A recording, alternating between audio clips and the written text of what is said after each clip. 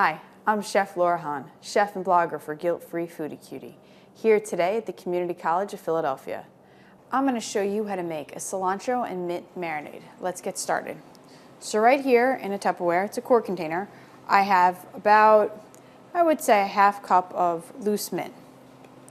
And then right here I have about 3/4 of a cup of cilantro. So we're just going to add that all in.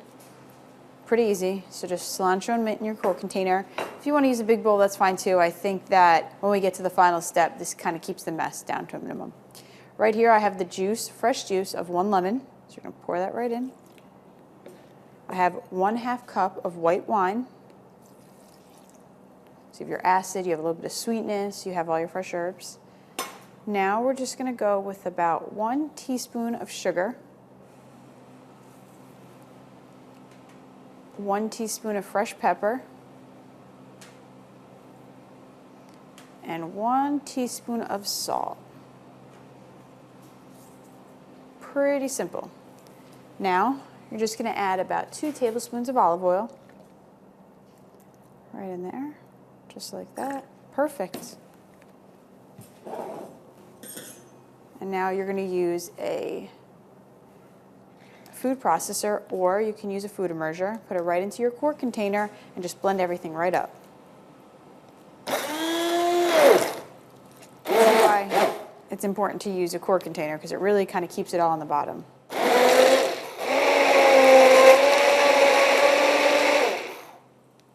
If you have a big blender, you can do it in that too. It smells so good. You smell the mint and the cilantro and that lemon juice. Let's go a little more.